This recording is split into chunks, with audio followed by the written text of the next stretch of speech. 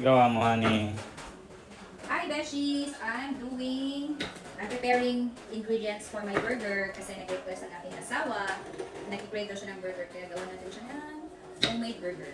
Okay. Ayan mga Beshies, tapos na akong mag-slice. Kompleto na halos lahat yung ingredients natin sa ating homemade burger. So, andito na yung patty. Piprituin ko na lang siya. At gusto namin pareho ni Javi na may itlog. Kaya, may egg tayo, may pipino, may kamatis, may onion, may lettuce, saka may tatlong klase tayo na cheese. May Monterey Jack kami, may added cheese, ang paborito ng lahat. Quick melt cheese. And I have Japanese mayo, mas masarap to eh. Gusto ko to sa compare sa ordinary na mayonnaise. And we have the ultimate banana ketchup at regular natin burger buns. And, mga beshies, may binibenta pala kaming malunggay dito. Marami kami malunggay. So, sino gustong humingi? Ayan, free lang yan. Marami kami sa bakuran. So, ayan, let's go. Start na natin lutuin. Yeah. Let's start na. Magpa-fry tayo ng patty ngayon. So, ayan. Hinaan mo natin. Baka masunog yung patty natin. Ayan. So, painitin muna natin yung kawali. At, make sure, dry muna yung kawali natin bago tayo maglagay ng oil para hindi tumalsik at hindi maingay. So, ayan, beses, ito yung patty namin. Since homemade naman, tsaka kami lang yung kakain, sunulit na namin. Yun na yung malalaking patty. Diba? Ganun. Tayo nating magtuyo. So, habang inaantay ko yan, tanggalan ko muna ng cover ko. Para mas mapabilis. Mas madali natin lutuin. Mas madaling gumalaw. Ayan. Mga beses, kinamay-kamay ko lang siya. Nagugas naman ako ng hands. At kami lang naman kakain. So, ayan na. Dry na siya. Let's put some oil. Unahin ko muna siguro yung itlog, no? So, ayan, sa mga gustong order dyan, PM me, or comment down, antayin lang natin siyang uminit. Pagandahan ng lutuan natin, ang steak naman to. So, kahit konti lang yung oil, pwede na. Ayan, pahindi ko siya. Mga beshies, pag kayo din, nag-crave ng burger, at parang mabibitin kayo sa labas, gawa na lang kayo ng sarili ng burger. Pwede nyo pang ilagay lahat ng gusto nyo ilagay. At hindi pa kayo mabibitin sa mga sahog. Especially the cheese. Kasi kahit buong box ng added cheese ang lagay nyo, walang pitigil sa atin. So, ayan. I-load it lang natin ang kurkong patty para. So, ayan, beshies. Feeling ko, na-achieve ko na yung brown na gusto kong patty. So, ito na mga beshies. Na-achieve na natin yung brown na gusto natin. So, tabi muna natin siya ha. So, kung may mga available kayong paper towel, lagyan natin para ma-absorb yung oil. Hindi masyadong greasy ang ating burger. So, ayan. Ito na ang ating patty. Muna siya. So, let's do the egg this time. So, hindi natin tatapon yung oil kasi same oil lang yung gagamitin natin para hindi sayang. So, ayan. Kaya-kaya pang lutuin yung kapat na itlog nito. So, painitin lang natin ulit konti. So, itong egg na to, yung paniside egg ilalagay natin sa burger. Naulit naman na naasinan. Lagyan pa natin ng pampalasa. Okay. Mamaya sa burger. Ay! Yung bagal na sama. Beshies, ano ba yan? Kailang yan, tayo lang na makakain.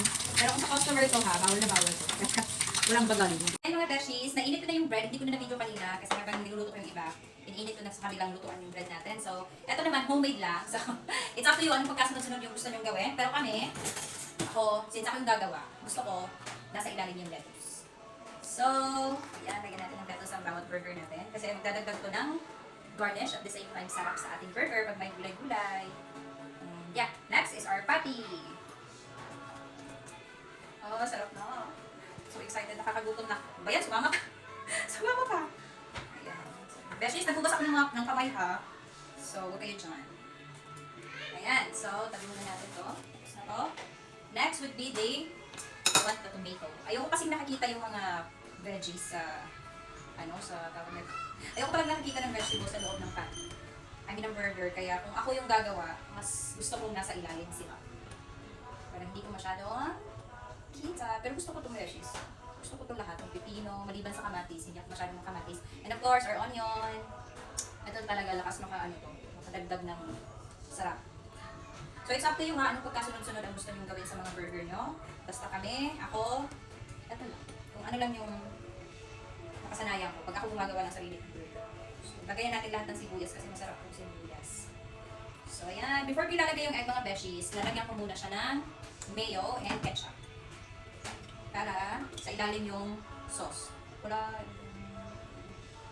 Konti lang, huwag masyadong para hindi ma-overpower ng ketchup. Ay! Langaw, gustong kumain. So, konting mayo tsaka ketchup para hindi ma-overpower yung ating burger. Ayan. Ito yung pinaka-paborito kong gawin eh. Yung mga ganito. Yan, yung ginaganyan-ganyan mo yung mayo, di ba? Tsaka ito, beshies, may extrang dalang sarap yung Japanese mayo eh. Compare sa ordinary. And yan, sorry. Next is our cheese. Ito naman, bakit gusto kong nasa top ang cheese? Kasi, wala lang, gusto ko. So, yan. Lagay na natin ang ating 3 types of cheese. Again, meron kaming Terry Jack, quick melt, and paborito ng bayan ang ating Eden cheese. So, gusto ko ipahuli yung yung Eden cheese. Kasi gusto ko siyang manamnam. Bilisan natin konti kasi ayaw natin lumamig yung burger pag nakain. So, ayan. And last sa ating major ingredients is our egg. OMG. Ang sarap-sarap niya, no? Ang okay. Wala kayo siya. Ayan. And the finale, of course, save the best for last, ang ating Eden cheese. Lapit ka dito naman. Aking videographer. Alam ko natatakam ka na dyan. Ano ba yan? Balik-balik pa. Okay lang, tayo lang din na makakain nito. Ayan. Ang importante, ang puso sa paggawa. Ang drama mo, girl. Ano ba yun? Balik-balik na. I'm trying to be fast. That's why, beshies. Sorry. Kami lang naman kakain na ito, kaya... Malapit pa sa kamay ko. Ayan. I just want the Eden cheese to be the finale. Kasi, alam mo yung lasang-lasa mo yung Eden cheese. Oh, my G! Ayan, beshies, pati muna natin ito para hindi na masyadong makulo. So, ayan, here's our burger. Wait lang. Ito pa. Sayang naman ito. Lagay na lang natin. Pagul ko na lang. Yan. So, there you go. Again, meron tayong lettuce dyan. At ito, ilalagay ko pa ito sa top mga beshies. Yung ating natitirang lettuce. Diba? This is extra cheese. Extra lettuce burger. Sayang kasi. Ayan, takpan na natin. Oh, ang pretty naman ng burger namin. Kamayan lang ang sikreto. Ito talaga yung sikreto. Ang ating maliwagang kamay. And there you go! Here's our homemade hamburger. Tara, let's eat. Kailangan natin to pag gusto natin ng extra ketchup and mayo. So, dagdag na lang natin pagkain ng mga beshies. See you! Let's eat!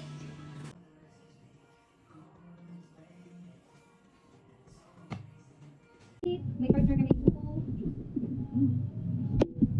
Okay, here.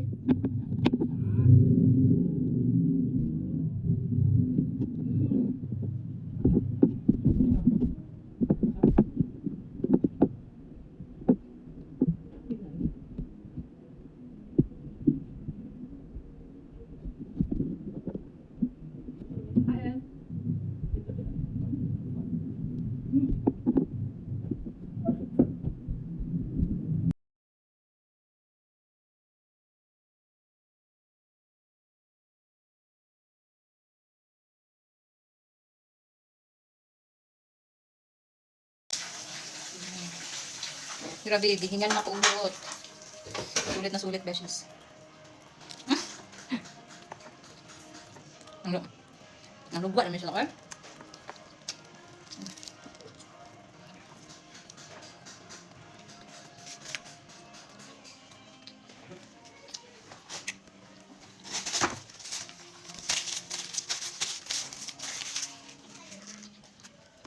Beses mo na yung panhapon. Kayo, mas maigi nang gumawa kayo ng own version ng burger. Lagay nyo na gusto nyo ilagay. Hindi ko kayo mabibitin.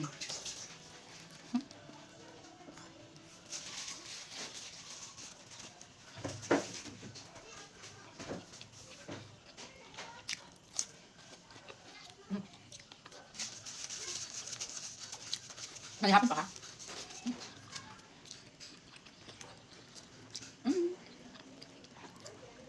Beses kung mamalig di ako burger, papalit mo.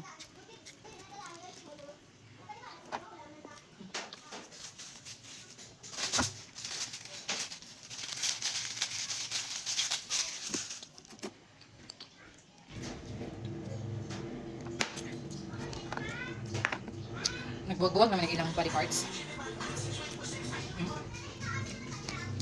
Nagbuwag-buwag ng body parts akong burger. Nag-give up na ang buns. Hindi niya na kinaya.